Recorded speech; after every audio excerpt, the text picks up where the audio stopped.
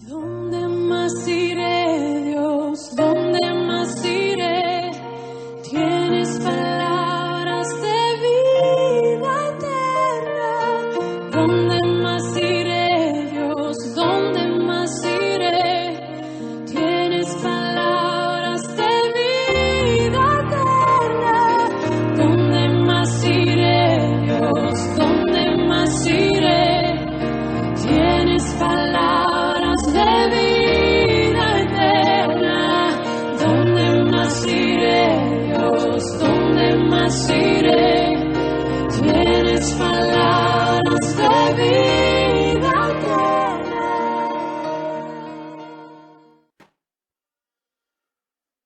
Romanos capítulo 2, versículo 11 al 16, vamos a leer.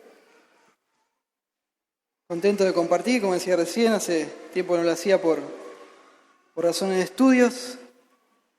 Bueno, ustedes saben que Sergio va a continuar hasta que me acomode, va a continuar enseñando Romanos. El otro día le traje unas bolsas así con todos los comentarios. Tremendo. Pero bueno, faltaba cerrar esta partecita que cerraba una parte de la idea de lo que venía hablando antes. Y usted, igual quédese tranquilo que voy a tratar de hacer como un resumen para contextualizarnos. Y a partir del domingo que viene, si Dios no nos viene a buscar, Sergio va a continuar con Romano y estoy muy ansioso por eso. Leemos, ¿sí? Dice el versículo 11 de Romanos capítulo 2. Porque no hay acepción de personas para con Dios. Porque todos los que sin ley han pecado, sin ley también perecerán. Y todos los que bajo la ley han pecado, por la ley serán juzgados. Porque no son los oidores de la ley los justos ante Dios, sino los hacedores de la ley serán justificados. Porque cuando los gentiles que no tienen ley hacen por naturaleza lo que es de la ley, estos, aunque no tengan ley, son ley para sí mismos, mostrando la obra de la ley escrita en sus corazones, dando testimonio de su conciencia y acusándoles o defendiéndoles sus razonamientos. En el día en que Dios juzgará por Jesucristo los secretos de los hombres conforme a mi evangelio. Amén. Oramos otra vez, pidiendo de nuevo la ayuda y la guía de Dios sobre este texto. Padre, te ruego que tu Espíritu nos ilumine a cada uno, en particular nuestra mente, que podamos comprender lo que está acá. Ayúdame a ser claro, sencillo, hacerlo en el poder del Espíritu. Dale también la capacidad a mis hermanos de comprender, a mí de explicar de una forma que entiendan. Y te rogamos de todo corazón que tu Espíritu tome tu palabra y la aplique a cada una de nuestras vidas, obrando, transformando nuestro ser. Te ruego por los que hoy están acá y no te conocen, quizás que hoy te conozcan, que vos puedas darles vida por medio del Evangelio. Y te ruego también por mis hermanos, los que ya te conocemos, que esta palabra sea de edificación para nosotros, que nos haga crecer, nos convenza, nos edifique. Ayúdanos, Padre. Te lo pido, Padre, en el nombre de Cristo, rogamos por la ayuda del Espíritu Santo. Amén y amén. Pido, tengan la Biblia abierta ahí en Romanos 2, del 11 al 16, porque está bueno que mientras yo le voy explicando, usted va viendo que lo que le digo es así. Después los versículos que vamos allá, vamos acá, lo ponen en la pantalla. Pero al menos usted tenga abierto ahí su Biblia en esa parte. Está bueno siempre recordar esto, que le ayuda a usted al proceso espiritual de que el Espíritu obre a través de su entendimiento. El tenerlo ahí y verlo ahí. No es por que a uno se le ocurre nomás, es para su beneficio. El título de este sermón es «Llevar una Biblia bajo el brazo nos salva». Llevar una Biblia bajo el brazo nos salva. Y vamos a ir entendiendo por qué me puse el título este. Hace unos años atrás, más o menos como 5 años, asistí a una conferencia sobre la Biblia. Había pastores que enseñaban y demás. Había uno de estos pastores en una de sus enseñanzas acerca de una doctrina muy importante, usó una ilustración, una anécdota de su vida familiar como una ilustración para entender la doctrina, un punto de la doctrina. Y nos contó que tenía 2 hijitos, ahí seguiditos de edades parecidas, pero nada que ver el uno del otro en los gustos y en los pasatiempos y las preferencias. Nada que ver, lo opuesto el uno del otro. Uno dice que era súper osado, fanático así de todos los deportes extremos, valiente. Yo iba a escribir ahí en el resumen que ustedes tienen, menos salvaje, ¿no? Pero dije, no lo voy a poner. Pero así, bien, ustedes saben, ¿no? Y el otro, que muy de edad parecida, nada que ver. Lo opuesto, súper tranquilo, que a él le encantaba estar en su casa, en paz, ahí, o a lo sumo salía a pasear, visitar museos. Nada que ver. Y en la casa de este hombre tiene una regla, o por lo menos hasta ese momento, que en el día del cumpleaños cada uno puede elegir qué hacer. Mientras no sea algo que no esté bien y muy loco, cada uno en el día de su cumpleaños dice, bueno, vamos a pasar el día a tal lado. ¿Qué pudo haber elegido el que es así medio salvaje? Ir al Parque La Costa. O bueno, o como se llame en el país de este hermano. Y así fueron ahí. Le fascina a este chico todos los juegos, las montañas rusas, los que hacen así, los que hacen así. Y ahí fueron toda la familia y él estuvo todo el día subiéndose una y otra vez. Y bueno, la familia, uno acompañándolo y otro mirándolo desde abajo. Hasta que llegó el gran punto en que llegaron al mayor juego del parque, al más importante, al más terrible. Y el punto es que esta montaña rusa tiene una marca de altura. ¿Usted vio, no? Los que no pasan esa altura no pueden entrar al juego, por una cuestión de seguridad. Y el chico, bueno, se puso mal, ¿no? Se súper desanimó. Pero pues, justo el más bueno de todo, no voy a poder. Y no, hijo. Y pensemos en este punto, ¿sí? Pensemos en esto. En ese momento el chico no pudo superar esa talla, ¿no? Esa altura. No pudo entrar. Y en ese momento no importaron los gustos del chico, ni las preferencias. ¿Importó? No. Tampoco importó que el chico era súper fanático, ni que tenía membresías a asociaciones de juegos peligrosos, extremos, deportes. No interesó. Él se quedó afuera y su otro hermanito, que de pronto ni le interesaba, también se quedó afuera. Los dos se quedaron afuera por no pasar la talla, la altura. Y esta imagen tiene que ver mucho con el sermón de hoy y con el tema que viene tratando el libro de Romanos hasta acá, desde el capítulo 1, versículo 18. Al principio del capítulo 1, Pablo nos cuenta de lo fundamental que es el Evangelio, ¿sí? de lo básico que es. ¿Y por qué es tan fundamental? ¿No? Porque toda la humanidad, nos empieza a contar Pablo, está infectada por el pecado. Igualmente todos. Y todos necesitamos de forma desesperada, ¿qué cosa? Un Salvador. Entonces, entre los capítulos 1 y 2 y 3, Pablo está como poniendo así los ladrillitos, no sé cómo llamarán los albañiles, ¿no? Para armar la base. Capítulo 1, 2 y 3 empieza a armar la base para luego, ¿sí? Final del capítulo 3, capítulo 4, capítulo 5, hablarnos acerca de la tremenda doctrina de la justificación por la fe. Pero bueno, ahora está sentando la base. Y del versículo 18 del capítulo 1 en adelante, Pablo nos cuenta que cada ser humano tiene naturalmente, por naturaleza, la corrupción del pecado. Es esclavo del pecado, como nos predicaba Emma el Evangelio. Y además de tener la corrupción del pecado, ¿qué más tiene? La culpa del pecado. Cada uno es culpable ante los ojos de Dios. Todos por igual, sin dejar afuera a nadie. Y eso empezamos a ver. La gente del mundo, culpable, condenada ante los ojos de Dios. Al principio del capítulo 2, la gente que es más moral, que no está tan desenfrenada así, pero son más morales, ¿qué pasa? también están bajo juicio. ¿Por qué? Porque saben lo que está bien hacer, a veces bien, mal, saben, pero igual terminan cayendo en las mismas cosas que los otros. Y hoy vamos a ver que incluso hasta los más religiosos, a los que vienen a la iglesia todos los días, a los que saben todo de memoria, esos también están naturalmente en la misma condición delante de los ojos de Dios, condenados, culpables ante Él, todos culpables. El punto es este, hermano, ninguna religión te protege de nada. Ninguna religión te protege. ¿Cómo? ¿Ni hasta la mejor religión?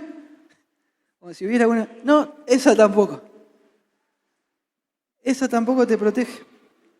Entonces el tema de lo que leímos, el sermón de hoy es: practicar una religión no justifica delante de Dios. Y el texto nos da dos razones muy importantes de por qué esto es cierto, que son las que vamos a ver en el desarrollo del sermón. ¿Sí? Vamos a la primera. Practicar una religión no justifica delante de Dios. ¿Por qué? Porque la religión existe justificación por obras y esta es imposible. ¿Qué exige la religión? Justificación por obras. Y la justificación por obras es imposible y vamos a ver por qué. Miren lo que dice el versículo 11. Porque no hay acepción de personas para con Dios, porque todos los que sin la ley han pecado, sin ley también perecerán. Y todos los que bajo la ley han pecado, por la ley serán juzgados. Porque no son los oidores de la ley los justos ante Dios, sino los hacedores de la ley serán justificados. Leímos, ¿no? El verso 11 empieza diciendo que no hay acepción de personas para con Dios. Para esta acepción de personas se usa una sola palabrita en griego que quiere decir que Dios bajo ningún punto de vista tiene favoritismo con alguien a la hora de juzgar. Con ninguna persona, con ningún grupo. No tiene favoritismo Dios. Ahí ustedes tienen la palabra, ahí le puse arriba cuál es la palabra. ¿Sí? No tiene favoritismo por nadie a la hora de juzgar. Dios dice, violó mi ley, listo. Esto se juzga como decimos nosotros, ¿no? Como cualquier hijo de vecino. No hay favoritismo, no hay parcialidad. Dios no es así, Dios no le debe favores a nadie. No es como nosotros, ¿no? Que según quien sea, dónde sea, cuándo sea, ahí hacemos diferencia. Y ahora se está viendo un poco, ¿no? Con el tema del cambio de gobierno. ¿No? Estamos acostumbrados en Argentina a los jueces ahí cambiando ahora, veleteando. Pero antes, 4 años atrás, ¿qué pasó? Lo mismo, pero para el otro lado. Y antes, ¿qué pasó? Lo mismo, pero para el otro lado, ¿sí? La justicia va cambiando, ¿sí? Pero no vayamos tan afuera tampoco. ¿No? Nosotros también somos así. Los seres humanos somos así. Y es peor cuando las papas están quemando, ahí somos peor. La justicia de medio que se puede cambiar, ¿no? Dependiendo del momento. Si la persona es amiga nuestra por ahí, o si es nuestro ser querido, y ahí, bueno. Y si somos nosotros mismos, peor todavía, ¿no? Bueno, Dios no es así. Dios no es así. ¿Y por qué Pablo lo tiene que aclarar? ¿Por qué lo tiene que aclarar? Bueno, no hay acepción de personas para con Dios. Dios no hace favoritismo. Dijimos en la introducción que Pablo está argumentando en esta parte, ¿sí? Que incluso los religiosos, los más religiosos, están igual de condenados que los morales y que la gente totalmente perdida que está en el mundo. Están igual de perdidos delante de Dios y están bajo condenación. ¿Y quiénes eran los religiosos del tiempo de Pablo que tenían la mejor religión? Lo decía, estos la tienen súper clara. Los judíos ortodoxos, ¿sí? O por lo menos es lo que se creía y ellos creían, los practicantes, ¿sí? ¿Y saben cómo se hacían llamar ellos para la época del Señor, un poquito para atrás? Y luego, el pueblo del libro. Nosotros somos el pueblo del libro. Tenemos la ley, estamos bajo el pacto de Dios, escuchamos la ley predicada. Somos el pueblo del libro, eso nos protege. Pertenecemos a este grupo, está todo bien. Así se hacían llamar. Ese era su grupo de pertenencia y a eso estaban aferrados. Por eso en lo que leímos hoy, del 11 al 16, Pablo está todo el tiempo diciendo ¿qué cosa? La ley, la ley, la ley, ¿no? Es por este motivo. Judío pensaba que se llamaba el pueblo del libro. Mire lo que dice un profesor respecto a esto que le estoy contando, el profesor Douglas Moo. Miren esto. ¿Se escucha bien allá? ¿Sí? Dice, desde el punto de vista judío, dice él, por supuesto, la diferencia entre poseer o no la ley era absolutamente básica y fundamental. La mayoría de los judíos mantenían que el gentil solo podía experimentar el favor de Dios tomando el yugo de la ley. Fuera de Israel, de la esfera de la ley, no había salvación. Miren ustedes. En cambio, los judíos, al vivir dentro del ámbito de la ley, solían considerar que su salvación era prácticamente segura. Tremenda, ¿no?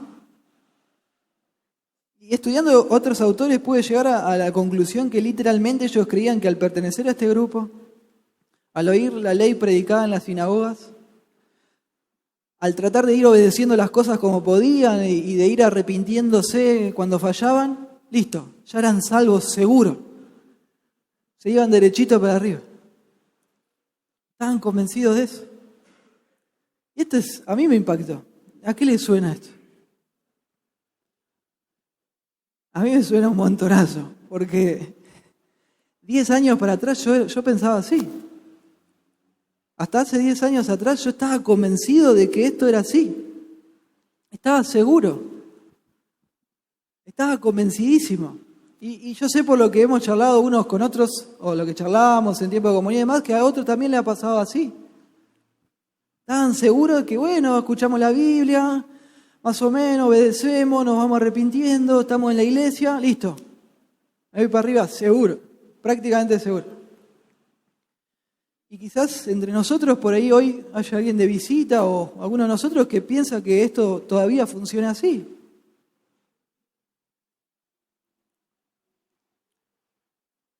Sí, bueno, voy a la iglesia y ya está. O, no sé, mi esposa es creyente.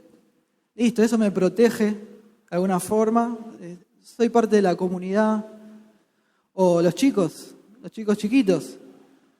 ¿Sí? No sé, mamá y papá son cristianos. ¿Listo? O los hijos de los pastores. Papá es pastor. Ya está. ¿Sí? O ahora con esto de la sana doctrina, de la reforma. Bueno, yo ahora ya soy reformado. Está todo bien con Dios. Yo soy parte del grupo. Ya me aprendí las cositas que me tenía que aprender. Ya hablo la misma onda, el mismo lenguaje. Ya soy calvinista, no sé qué. Y ya está. Y el problema es el siguiente, hermano, el que presenta el versículo 12 y el 13. Mire usted. ¿Qué dice el 12? Es súper simple. Dice, porque todos los que sin la ley han pecado, sin ley también perecerán. Y todos los que bajo la ley han pecado, también lo mismo, por la ley serán juzgados. Porque no son los oidores de la ley los justos ante Dios, sino ¿quiénes? Los hacedores de la ley, los que serán justificados.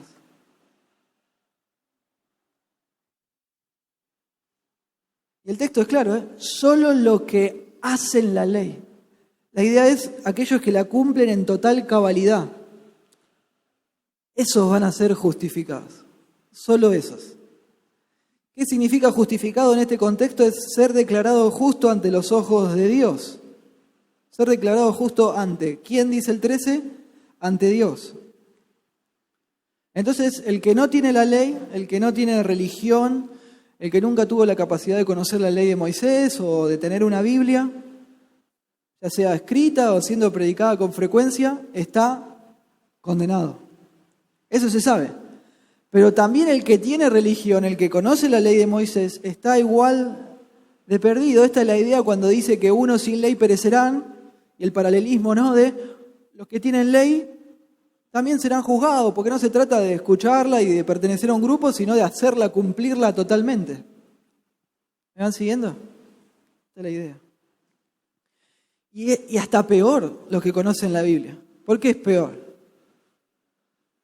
Ahí está, más conocimiento, más luz. Hoy lo hablábamos un poco en la escuela bíblica. Jesús dijo ahí en Lucas 12:47. Aquel siervo que conociendo la voluntad de su Señor no se preparó ni hizo conforme a su voluntad, recibirá muchos azotes. Mas el que sin conocerla hizo cosas dignas de azotes, será azotado poco. Porque aquel a quien se haya dado mucho, mucho se le demandará, y aquel a que mucho se le haya confiado, más se le pedirá. Miren lo que dice Lucas 10:13. ¡Ay de ti, Corazín! Decía el Señor Jesucristo hablando. ¡Ay de ti, Betsaida! Que si en Tiro y en Sidón se hubieran hecho los milagros que se han hecho en vosotras, tiempo ha que sentadas en cilicio y ceniza se habrían arrepentido. Por tanto, el juicio será en el juicio será más tolerable el castigo para Tiro y Sidón que para vosotras. Y usted lee la historia y ve cómo terminó Tiro y Sidón, ¿no?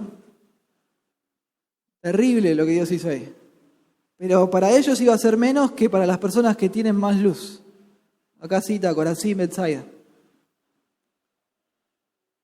Entonces el punto es que si alguien quiere irse al cielo a través de la religión, tiene que saber, tiene que enterarse que no es tanto de saber mucho de la Biblia, sino que la obediencia tiene que ser perfecta. Tremendo, ¿no? ¿Cómo? Sí, si usted quiere irse al cielo por religión, se te exige que seas perfecto en todo. Cero pecado. Si alguien quiere irse al cielo por obras, una obra es practicar una religión, es una obra, se exige obediencia perfecta desde que se tiene conciencia. ¡Wow! Se exige eso, todo perfecto, intachable, cero, nada de pecado. Cero. Ni los pecados que son de acción, ni de omisión. ¿Qué es esto? Acción es cuando yo peco haciendo algo que está mal. Omisión, ¿qué es? Cuando yo dejo de hacer algo que sé que tengo que hacer. Amar a Dios, buscar a Dios. Entonces pecamos de acción y de omisión. Bueno, no se puede. Intachable. El texto dice, ok, vos querés justificarte delante de Dios, irte al cielo por tu buena conducta, por tu religión, por tu grupo de pertenencia, ok. Pero sabé que se exige 100% de perfección. Ni un solo pecado. Nada. Cero. Es durísimo.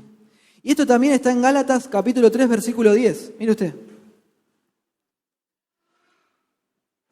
Vamos ahí, dice, porque todos los que dependen de las obras de la ley están bajo maldición. ¿Y por qué? Si hacemos todo bien, nos vamos. Sí, pero dice, ¿no? Pues escrito está, maldito todo aquel que no permaneciere en todas las cosas escritas en el libro de la ley para hacerlas. Es muy exigente.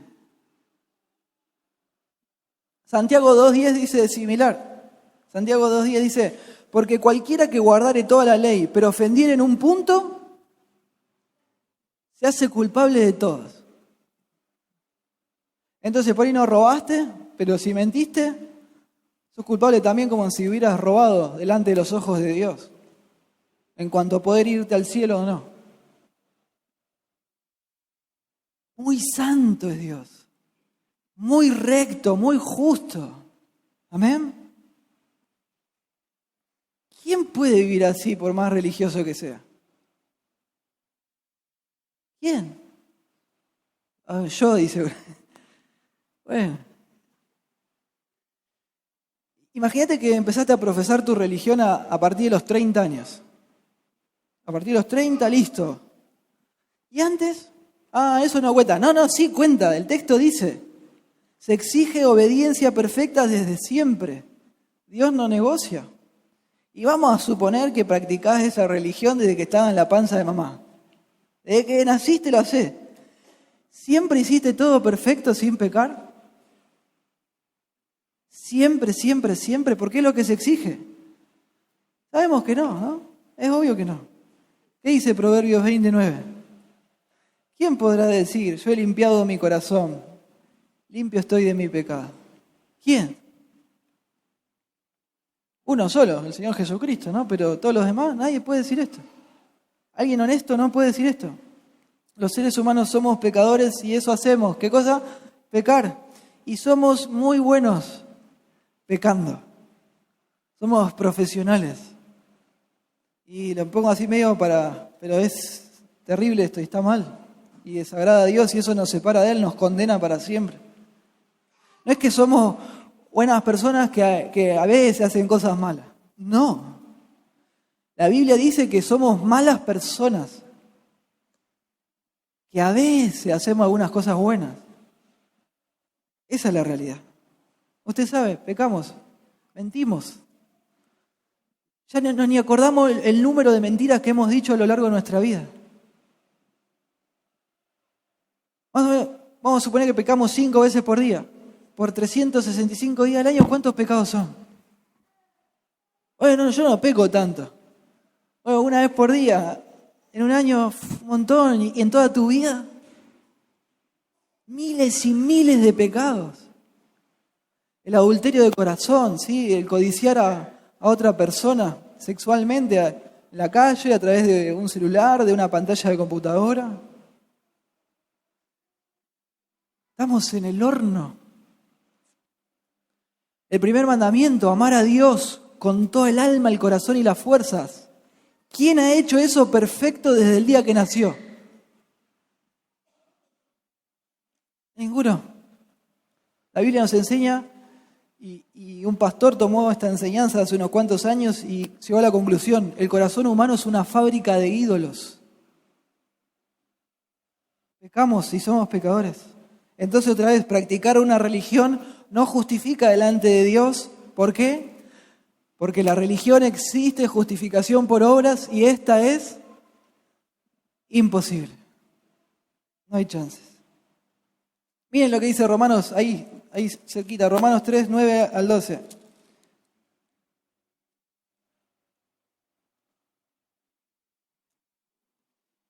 Miren lo que dice Pablo, ¿no? Judío él. ¿Qué pues? Dice, ¿somos nosotros mejores que ellos? Ni loco, dice acá. En ninguna manera, megenoito. Nadie piense eso jamás. No hay chance. Dice, pues ya hemos acusado a judíos y a gentiles que todos están bajo pecado. Todos. Como está escrito, no hay un justo ni aun uno. No hay quien entienda, no hay quien busque a Dios, por lo menos al Dios verdadero y de la forma correcta. Todos se desviaron, algunas se hicieron inútiles. No hay quien haga lo bueno, no hay ni siquiera uno. Ni uno, hermano. No, pero ni uno. Ni uno. Ni el más religioso de todo el mundo. Entonces, ¿qué sentido tiene, hermano o amigo? Seguir aferrándome a una religión para ganar así la aprobación de Dios.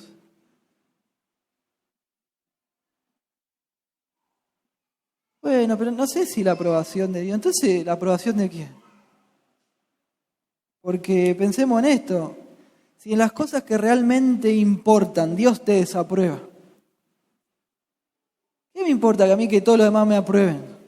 Si en lo que realmente importa Dios, está todo mal con Dios. Y si en lo que realmente importa estoy bien con Dios, ¿qué importa la aprobación de los demás, no? Entonces este es el primer argumento. Practicar una religión nos justifica delante de Dios. ¿Por qué? Porque la religión exige justificación por obras, obediencia perfecta. ¿Y esto cómo es? Imposible, hermanos. Imposible. Y ahora vamos a ver el segundo argumento, de que otra vez practicar una religión no justifica delante de Dios porque la justificación por obras no le termina funcionando a nadie. La justificación por obras no le termina funcionando a nadie. Dice, porque cuando los gentiles, dice el versículo 14, que no tienen ley, hacen por naturaleza lo que es de la ley, estos, aunque no tengan ley, son ley para sí mismos, mostrando la obra de la ley escrita en sus corazones, dando testimonio a su conciencia y acusándoles o defendiéndoles sus razonamientos, en el día en que Dios juzgará por Jesucristo los secretos de los hombres, conforme a mi evangelio. Amén. Y en esta parte hay lo que se llama un trilema. Yo puse dilema. Y dije, pero no, si son tres cosas. Y googleé y descubrí que se llama trilema, cuando son entre tres cosas. Entre cuatro no sé cómo será. Pues usted googlee. Y es necesario aclarar esto y solucionarlo, ¿sí? Para poder avanzar. El punto es, lo que consiste este trilema es identificar quiénes son los gentiles. ¿Quién es esta gente? ¿Quiénes son estas personas? ¿Son creyentes? ¿No son creyentes? ¿Se van al cielo? ¿No se van al cielo? Y básicamente hay tres posturas. Tres posturas. Una de ellas dice que son gentiles que cumplen la ley y se salvan aparte de la fe explícita en Cristo. Una postura dice esto. Veo los ojos así, tranquilo. Ahora vamos a explicar. Otra postura dice, estamos ante cristianos gentiles que cumplen la ley en virtud de su relación con Cristo. Sí, estamos ante gentiles cristianos que cumplen la ley en virtud de su relación con Cristo. Esta es la segunda postura. Y la tercera es que dice que son gentiles que cumplen parcialmente la ley, pero que no son salvos. Y no son salvos. ¿Sí? ¿Más o menos lo tiene identificado? Gentiles que cumplen la ley y se salvan aparte de Cristo. 2, gentiles cristianos que cumplen la ley gracias a que son salvos. 3, gentiles que cumplen a medias la ley y no se salvan. ¿Ok? Vamos a ir demostrando por qué pienso las que no son. El punto 1, yo creo que podemos descartarlo, ya que el mismo pasaje, lo que estuvimos leyendo, dice que los que pecan sin conocer la ley, vemos que también sin ley, ¿qué cosa? Van a perecer. Simple, ese es sencillo, no sé por qué a veces se complican. No existe persona que esté sin pecado, hermanos. Estamos todos bajo pecado, leímos Romanos 3:9. Y la salvación por fuera de Cristo es imposible. Si usted cree que va a ir al cielo y va a haber una balanza, ¿no? Y acá va a estar lo que hiciste bien y acá lo que hiciste mal, y bueno, y si lo hiciste bien pesa más, listo, te dejan entrar. No existe eso, tampoco existe el purgatorio. Esta vida es, ¿estás con Cristo o ya? ¿Sí? Por favor. El punto 2 yo creo que también lo podemos descartar, porque acá dice, como ya vimos en el punto 1, que se pierden, no es que se salvan. ¿Sí? Pero también un argumento interesante es que estas personas por momentos obran el bien. Y el texto lo dice, no lo hacen por la salvación de Dios actuando en sus vidas. ¿Lo hacen por qué? Por naturaleza. Naturalmente, la palabra que se usa ahí da una idea de por instinto. Por instinto. Estas personas a veces obran el bien por instinto. Entonces creo que tenemos que adoptar la tercera postura, que son gentiles que cumplen parcialmente la ley y que no se salvan. ¿Sí? Para la palabra de estas gentiles, en el versículo 14, se usa la palabra griega etnos, que significa el resto de la humanidad. Se usa para hablar de eso. Y es muy, usted lo ha leído en la Biblia, ¿no? Es muy común que se usa para diferenciar entre judíos y el resto. Pero no de forma negativa, sino para diferenciar, ¿no? El pueblo del libro, el pueblo escogido por Dios y el resto de la humanidad. Es muy común. Los que no tienen la ley la ley de Moisés, viven sus vidas y a veces la cumplen, a veces la obedecen y a veces la violan, ¿sí? Pero no lo hacen conociendo la ley. ¿Por qué no lo hacen conociendo la ley? ¿La obedecen o la violan? Porque no la tienen, porque no la conocen. Sencillamente es por eso. Lo hacen de forma innata, por instinto, bajo su propio criterio. Y usted sabe, yo no tengo que estar muy explicando, ¿no? ¿Cuántas personas que no vienen a la iglesia nunca, que no saben si Jesús va con G o con J, se comportan mejor que un montón de personas que van a la iglesia todos los domingos? ¿O no? ¿Qué me dice? Sí. Un montón de gente que no tiene nada que ver con religión se comporta a veces mucho mejor que personas que van siempre a la iglesia. Y hay mucho falso creyente que da mal testimonio y eso es lamentable. Pero también usted sabe, ¿no?, que los creyentes a veces pueden ser salvos, son creyentes pero todavía están inmaduros en algunas áreas. Que incluso hay personas del mundo que se terminan comportando mejor. ¿O no? Y sí. Obedecen a sus padres, se someten a ellos, como hay que hacer, ¿sí? No matan a nadie, no roban. Ellos saben que está mal gritar y se abstienen, engañar, defraudar, está mal la violencia. Ellos no tienen ley, no pertenecen a la mejor religión del momento, no pertenecen a ningún grupo directamente, pero se comportan bien. Y esto es lo que creo que estaba hablando. Y cuando estas personas obedecen por instinto lo que es la ley, yo creo que, y ahí dice, ¿no?, que esta ley fue escrita en sus corazones, simplemente están demostrando la imagen de Dios en ellos, que está en todo ser humano. Están todos deformados por el pecado, pero la imagen de Dios sigue estando en nosotros, por eso nos tenemos que tratar bien. Cuando voy por la calle no tengo que tratar mal a las personas. ¿Por qué? Porque son hechos a la imagen de Dios. Eso es lo que nos rige a nosotros. Entonces ellos se comportan bien porque está la imagen de Dios en ellos. Ellos muestran la obra de la ley escrita en sus corazones, en su parte interior. Y lo hacen también en base a su conciencia. ¿Y quién le dio la conciencia a cada ser humano? Dios. Y así es como se manejan. Por ahí no tienen la Biblia escrita, no la escuchan predicada con frecuencia, pero se manejan bien porque tienen la imagen de Dios en ellos y tienen conciencia. Un profesor define esta conciencia de este texto como, escuche bien, un mecanismo de reflexión mediante el cual uno puede medir su grado de conformidad con las normas.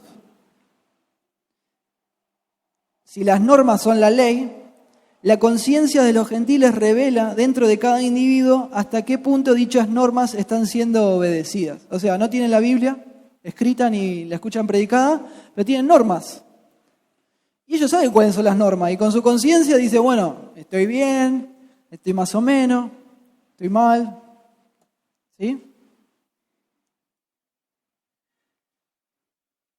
Y en función de estos razonamientos, de esta conciencia que tienen, que Dios les dio, las personas, bueno, se defienden y se acusan entre sí y para consigo mismos mientras va transcurriendo la vida. Usted sabe cómo es. Y así pasa. A algunos les parece una cosa que está bien, a otros les parece que no está tan bien, y así. Algunos por ahí se ponen muy intensos, usted ve por la tele o compañeros de trabajo, se ponen muy intensos cuando algunos hacen algo que está mal. ¿Cómo puede ser? Son re duros, pero cuando ellos hacen lo mismo, y bueno, ahí, bueno, ¿no? Empiezan las justificaciones y de pronto ya no somos tan duros, no hay tanta dureza. Y se sigue viviendo la vida y Pablo dice que los seres humanos se van acercando a un día. ¿Cuál es ese día? Versículo 16. En el día que Dios juzgará por Jesucristo los secretos de los hombres conforme a mi evangelio. ¿Y qué día es este? ¿Qué le parece a usted? Es el día del juicio final, el gran trono blanco, donde todas las personas que estén sin Cristo van a ser juzgadas por Dios, condenadas para siempre en el infierno. Es eso. De este juicio no van a participar activamente los creyentes. Nosotros vamos al tribunal de Cristo. Miren lo que dice Hebreos 9:27. Y de la manera que está establecido para los hombres que mueran una sola vez y después de esto, ¿qué cosa? El juicio. Miren Apocalipsis 20:11, hermoso y muy duro también. Y vio un gran trono blanco, y el que estaba sentado en él, de delante del cual huyeron la tierra y el cielo, y ningún ser humano se encontró, ningún lugar se encontró para ellos. Y vi a los muertos grandes y pequeños de pie ante Dios, y los libros fueron abiertos. Mauro nos explicaba lindo hace unos domingos de esto. Los libros fueron abiertos. Y otro libro fue abierto, el cual es el libro de la vida. Y fueron juzgados los muertos por las cosas que estaban escritas en los libros, según sus obras. ¿Ve usted?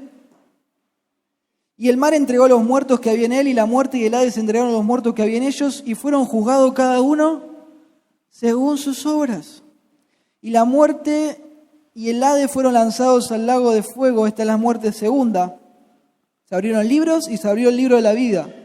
Y el que no se halló inscrito en el libro de la vida fue lanzado al lago de fuego. ¿Por qué?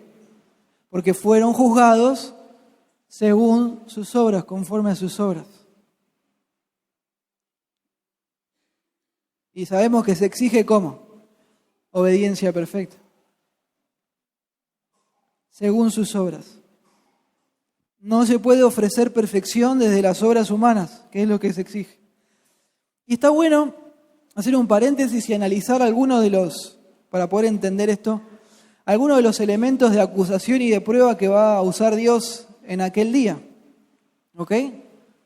Uno de ellos, una de las evidencias va a ser que Dios, vimos desde el versículo 18 del capítulo 1, que Él a propósito se reveló a todos los seres humanos por igual a través de ¿qué cosa? De la creación. De la tierra, lo macro, los astros, lo micro, la cantidad de información que hay en la molécula del ADN es impresionante. Está todo digitado ahí como si lo hubieran tipeado por computadora. El color de tus ojos, la cantidad de dientes, cuándo se te van a caer, el color de tu pelo, el largo, tu estatura. ¿Para qué enfermedades vas a ser más propenso? Todo está ahí en tu ADN. Y el hombre, lógicamente, tiene que ver toda esa evidencia y decir, wow, hay un Dios creador. Pero ¿qué nos cuenta Romanos capítulo 1? Que el hombre, ante toda esa evidencia, rechazó a Dios y decidió darle la espalda para vivir la vida bajo sus propios criterios. Y su conciencia y la evidencia, él la ha ido cauterizando, ahogando, asfixiando. Hasta el día de hoy que parece ridículo hablar de Dios creador. Y es tan obvio, hermanos.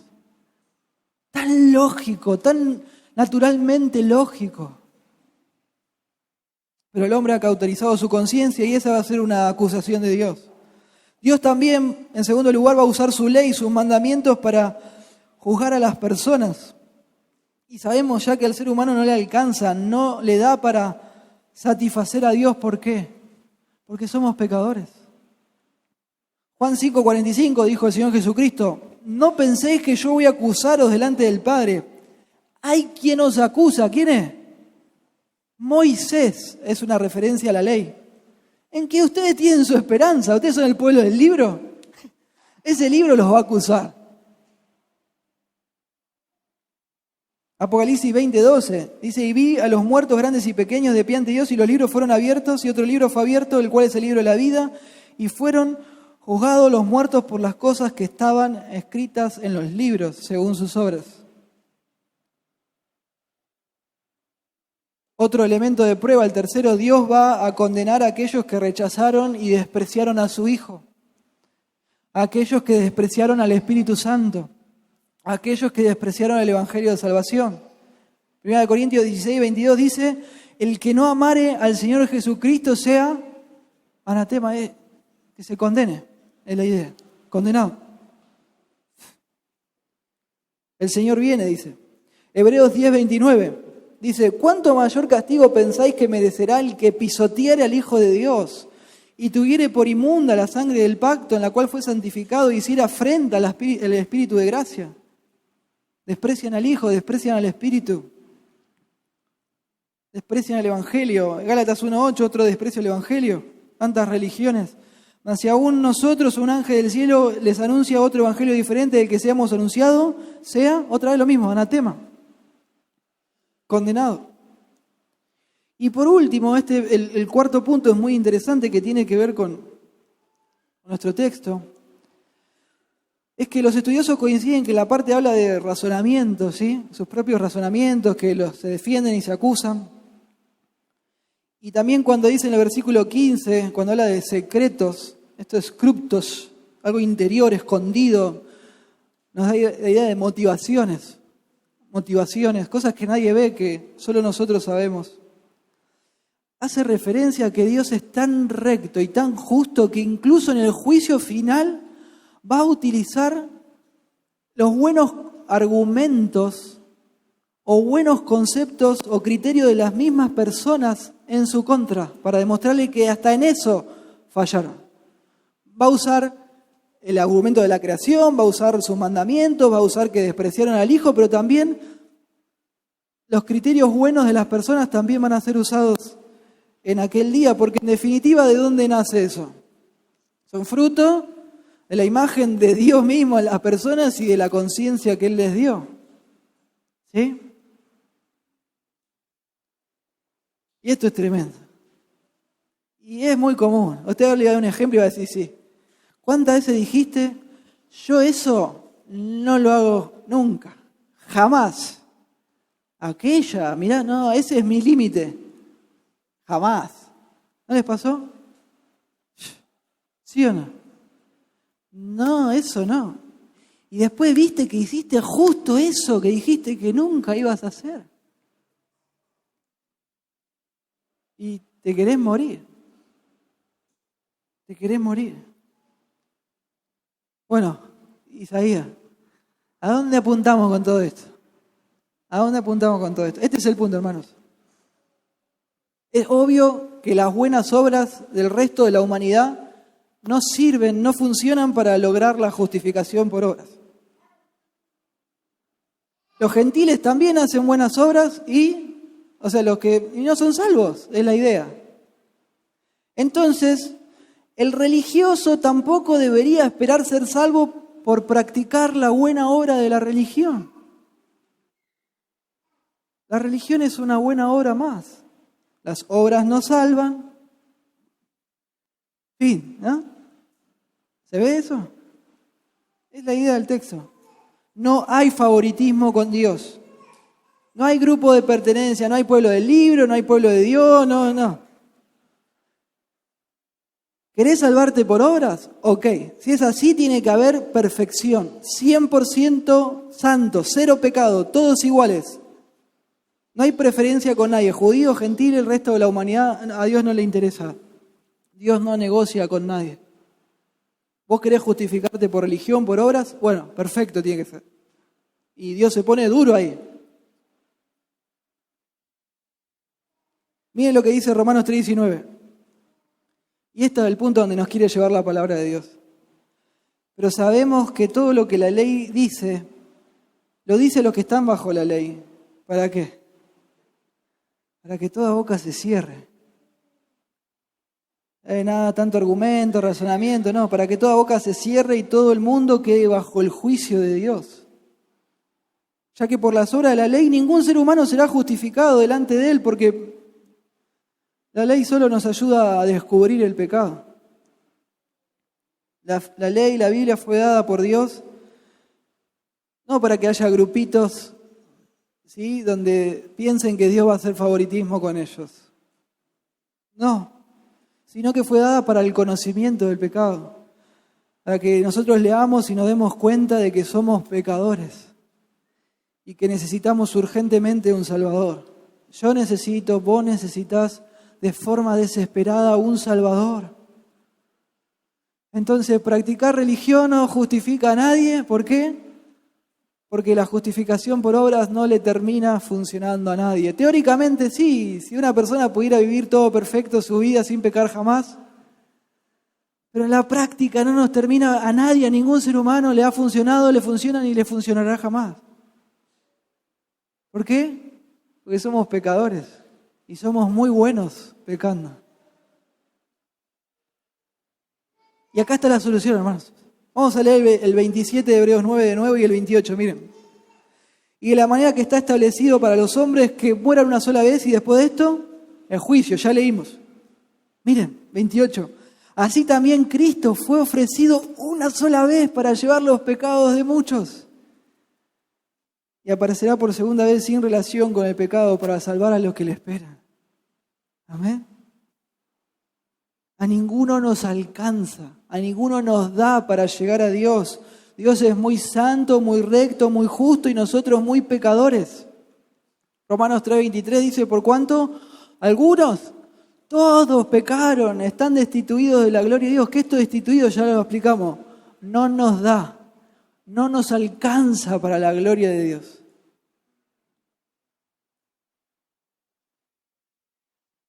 Por eso, como no podemos llegar, Dios, ¿qué hizo?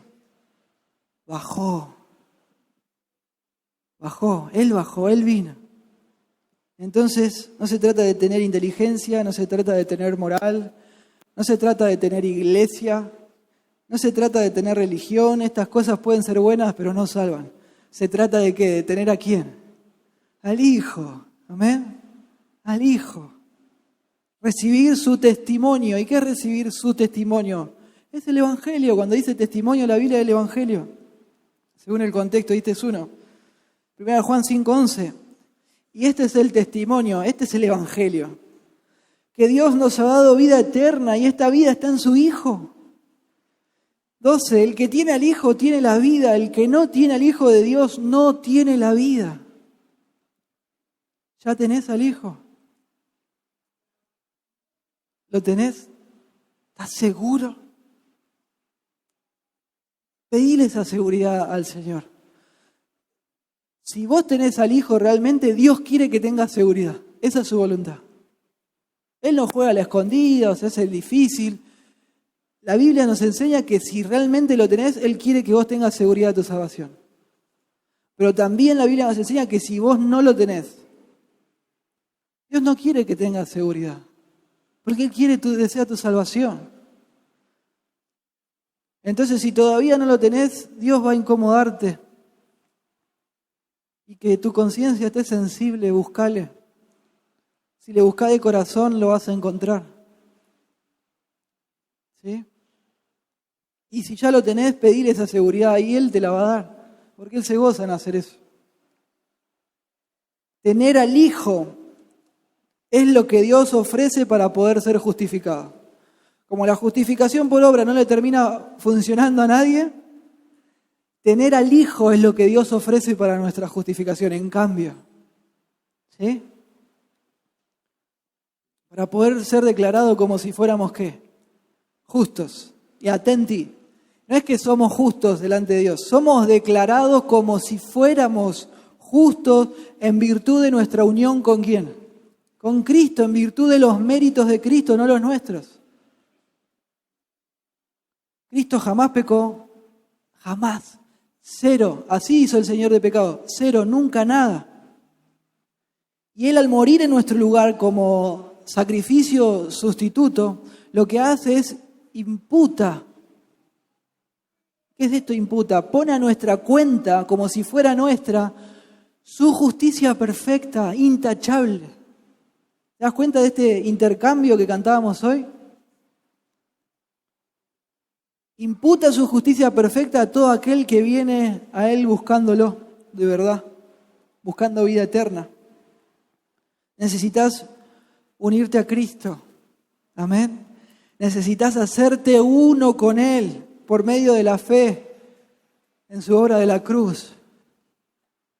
Eso, no la justificación por obras, no va. Tenés que hacerte uno con Él. Él vivió la vida perfecta en nuestro lugar. Fue sacrificado por el Padre en nuestro lugar. Recibió la ira del Padre en nuestro lugar. y resucitó al tercer día, lleno de gloria, confirmando que ahora puede dar vida eterna a aquellos que vienen a Él con humildad, arrepentimiento y confianza. Fe, otra vez, no fe en la fe, no fe en vos mismo ni en esta iglesia. Fe es confianza en la cruz. Confianza en la cruz. Ahí va. Gálatas 3, 13, 14.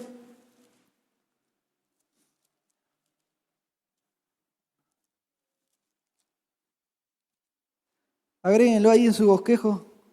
No sé si lo tienen. Sí, lo tienen. Buenísimo. Dice, Cristo nos redimió. ¿Redimir qué es? Rescatar pagando un precio. Es la idea. Cristo nos redimió de la maldición de la ley. Hecho por nosotros maldición. Porque escrito está, maldito todo aquel que es colgado en un madero. El Señor fue colgado en un madero. Para que en Cristo Jesús la bendición de Abraham alcanzase a los gentiles. A fin de que por las obras, por la fe, recibiésemos la promesa del Espíritu. Amén. Entonces no hay que seguir esperando, mi amigo, mi amiga. Hay que seguir ahí dando vueltas. No hay tiempo que perder. No hay más tiempo que perder. Y la justificación que Dios ofrece sí que funciona. No como la justificación por obras que no le termina funcionando a nadie. Amén. Bueno, ¿se acuerdan la historia que les conté al principio del pastor y su nenito? Está inconclusa esa historia. El nenito, ¿no? La marca, la montaña rusa más grande de todo el parque de diversiones. Y no podía pasar y estaba triste. Bueno, así termina la anécdota. Este pastor nos contaba que este nene estaba súper mal ahí, bueno, ya se estaban yendo. Le dice, papi, ¿qué le dice? Se me ocurrió una súper idea para poder entrar al juego. Y el padre ya lo miraba medio, bueno, ¿qué va a hacer? La única forma sería que yo me meta dentro tuyo, nos hagamos uno, y vos sos re alto, y pasamos y la paso bomba. Y el padre se sorprendió y le dijo, qué buena idea, hijo. Y se quedó pensando. Iban caminando y esto aprovechó esta oportunidad especial y le dijo, hijito, ¿vos sabés que también que en la puerta del cielo hay una marca así? Ah, sí, dijo el pibe. ¿Y será que vamos a poder superarla? Y el papá le dijo, la única forma en poder superar esa marca es estar en Cristo, unidos a Él. Ser hechos uno con Él. Porque Él es el único que puede superar esa marca y pasar. La salvación está en estar unidos a Cristo, en ser unos con Él. Que Dios nos justifique a través de la justicia de Cristo. Que Dios te revista, te proteja con la justicia perfecta de su Hijo. Es la única manera. Piense usted, ya estamos terminando. ¿Cuántos caminos al cielo existen? Uno, ¿no? Pero ¿cuántos se proponen por las religiones? Un montonazo, ¿no? Pero si nos ponemos a analizar detalladamente, vamos a darnos cuenta que si resumimos todo bien, hay dos nada más. A un costado podemos poner todas las religiones, todos los caminos que proponen, porque en definitiva se parecen, y del otro lado ponemos lo que Dios nos está ofreciendo y nos está proponiendo acá. Porque las religiones, algunas cambian, ¿no?, en cómo celebran sus reuniones, o qué mandamientos cumplen, o qué rituales, pero en definitiva son todas que te dan listas de cosas para hacer y no hacer, ¿no? Y todas te aseguran, si vos haces y no haces lo que te estamos proponiendo, ya está. Entonces, podemos agruparla todo en uno solo. Y por otro lado tenemos lo que Dios nos está ofreciendo. Te dice que como por obras es imposible, Él dio a su Hijo en sacrificio para que reciba su justicia perfecta. Romanos 2:8 dice, porque por gracia sois salvos por medio de la fe, y esto no es de ustedes. Es un don de Dios, un regalo de Dios. No es por obras para que nadie se gloríe. ¿Sí? Es gracias a través de la fe, de la confianza en Cristo, es por regalo. Solo tenés que recibir este regalo con humildad, negándote a vos mismo. Tenés que negarte a vos misma también. Bueno, pero yo lo sumo un poquito de religión, ¿no? Así estás más seguro. Dios dice, bueno, no. Vos lo querés hacer vos, es por religión, es por obras. Pero sabés que yo exijo obediencia perfecta. Lo vas a hacer en tus términos, hacelo en tus términos. Yo no quiero mezclar. Es por religión, es por obra, es por moral. Dice Dios, hacelo vos. O es a través del evangelio de mi Hijo. Vos elegís. No mezclemos las cosas. Y ahora leamos Romanos 11:6, que parece medio un trabalengua, ¿no? Pero usted va a ver. Romanos 11:6 dice, y si por gracia, ya no es por obras. De otra manera, la gracia ya no es gracia. Y si por obras, ya no es gracia. De otra manera, la obra ya no es obra. Es un trabalengua, ¿no? Sí, vamos a leerlo de nuevo. Y si por gracia, ya no es por obra. Ya dejó de ser por obra. De otra manera, la gracia ya no es gracia. Punto. Vamos a decir, bueno, es por obra entonces la salvación. Y si es por obras, ya no es gracia. De otra manera, la obra no es obra. Es sencillito, o sea, Dios está diciendo, ponete de acuerdo, ¿querés salvarte por obras o querés salvarte por gracia? ¿Religión? ¿Obras? ¿O por el sacrificio de mi Hijo? No mezclemos los tantos, es lo que está diciendo. Y el apóstol Pablo, hermanos, vivió esto en su propia vida. En su propia vida. Filipenses 3, versículo 3 en adelante, hermoso.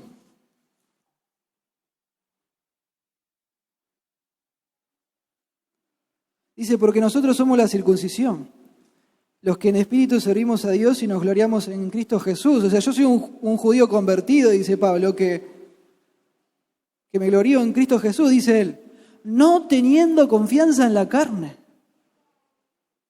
No confío en mis obras, en mi religión. Y ahí explica, aunque yo tengo también de qué confiar en la carne. Si alguno piensa que tiene de qué confiar en la carne, yo más.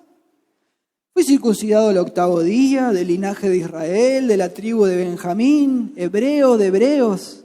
En cuanto a la ley, fariseo, así. En cuanto a celo, perseguidor de la iglesia. En cuanto a la justicia que es en la ley, irreprensible. Mira acá, hermoso. Pero cuántas cosas eran para mí ganancia, las he estimado como pérdida por amor de Cristo. Y ciertamente aún estimo todas las cosas como pérdida por la excelencia del conocimiento de Cristo Jesús, mi Señor, por amor del cual lo he perdido todo y lo tengo por basura para ganar a Cristo y ser hallado en Él, mire usted, no teniendo mi propia justicia que es por la ley, sino la que es por la fe de Cristo, la justicia que es de Dios por la fe. Amén. No le podemos ganar al apóstol Pablo o a Saulo en religioso. No le vas a ganar, nadie le va a ganar. Y él dijo, esto no sirve. No le termina funcionando a nadie. Y abrazó a Cristo. Vamos al final a algunas aplicaciones personales. Amigo que por ahí todavía no conoces al Señor, si todavía estás buscando, después de todo lo que hablamos, justificarte por religión, que es lo mismo que por obras, date cuenta que ya fue. Es imposible, no se puede. No se puede. Pensá en esto, si hubiera sido posible que te justifique por obras, ¿el Padre hubiera sacrificado al Hijo? Si alguien se podía ir al cielo portándose bien, ¿el Padre hubiera sacrificado al Hijo? No. Mira lo que dice Gálatas 2:19. Porque yo por la ley soy muerto para la ley a fin de vivir para Dios. Con Cristo estoy juntamente crucificado y ya no vivo yo, más vive Cristo en mí. Y lo que ahora vivo en la carne, lo vivo en la fe del Hijo de Dios, el cual me amó y se entregó a sí mismo por mí. Mire esto, tremendo esta parte. No desecho la gracia de Dios.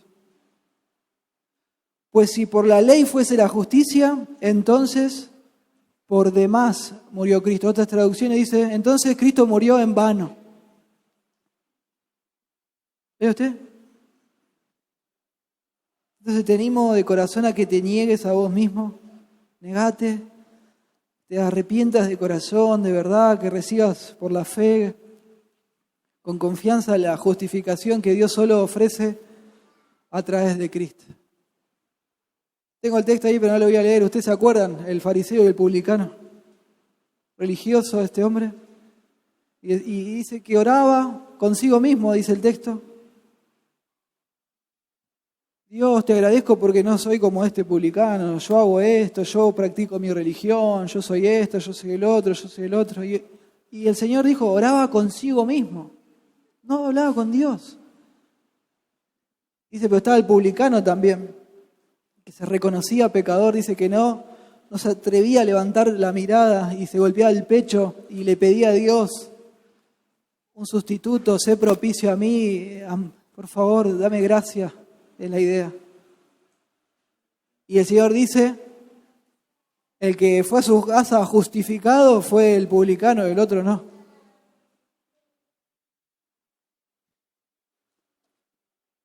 Hago una aplicación para los hermanos. Hermanos, no desperdiciemos. Y a su vez, al mismo tiempo, generemos oportunidades para compartir el Evangelio con los que nos rodean. Donde sea, cuando sea, quien sea. Ya vimos que la gente no se puede salvar de otra forma que no sea a través de la justificación que Dios provee por medio del Evangelio de Cristo. No hay otra forma, ya lo vimos, es imposible de otra forma. Entonces orá al Señor, Señor. No haces tu oración en la mañana, cuando vas al trabajo, dame una almita hoy, Señor. Prepárame a alguien que le pueda hablar. Y está bueno que le hables todo el Evangelio, pero a veces con una parte, Dios puede usar una parte para salvar a la persona. Vos proponete en tu posibilidad contárselo todo, pero no te afanes y procurá seguir la conversación en otro momento. Y Dios va a usar el Evangelio, una parte del Evangelio para salvar a esa persona. Es la única forma. La justificación por obras no funciona. También, hermanos, valoremos la gracia de Dios en la justificación por la fe. Pensemos lo duro y lo severo que va a ser el juicio de Dios para con los que se pierden por sus pecados. Porque el pecado es serio y es tremendo ante Dios. Entonces, pensando en eso, evitemos el pecado. Santifiquémonos, arrepintámonos de corazón de verdad de todo lo que a Dios le desagrada. No despreciemos su gracia, porque esta es otra forma de despreciarla. Esforcémonos en nuestra santificación personal y también ayudemos a los demás a crecer en su santificación personal. ¿Qué granito de arena puedo aportar yo para que mi hermano se parezca más a Cristo? ¿Qué puedo hacer? No, yo, no. ¿Qué puedo hacer por los demás? ¿Cómo puedo servir? ¿Qué puedo ayudar? ¿Qué hace falta? ¿A quién le tengo que ir a leer la Biblia? ¿A quién le tengo que explicar? ¿Con quién tengo que orar? ¿A quién tengo que visitar? ¿Amén? Porque todos no vamos a participar activamente del juicio del gran trono blanco, pero sí dice que todos los creyentes vamos a comparecer ante el tribunal de Cristo, ¿no? Y ahí Dios va a evaluar y nos va a recompensar de acuerdo a lo que hayamos hecho en el cuerpo. ¿Sí? Sea bueno o sin valor. También agradezcamos, disfrutemos, valoremos esta salvación que Dios nos da a través de Cristo, que es gratuita, pero es gratuita para nosotros. Para Dios no fue gratuita. Tuvo un precio infinito, fue la sangre de su Hijo, le costó la vida de su Hijo amado, santo, puro y recto. Valoremos que cuando cantemos de verdad, y no acá, ¿no? Porque acá, bueno, yo los miro ahí. No, mentira. Cuando van a casa en la semana, canten con gozo. Es impresionante lo que Dios nos dio. Y por último, acerquémonos a Dios siempre, siempre en base a los méritos de Cristo, no los nuestros. Amén. ¿Qué dice Romanos 5:1?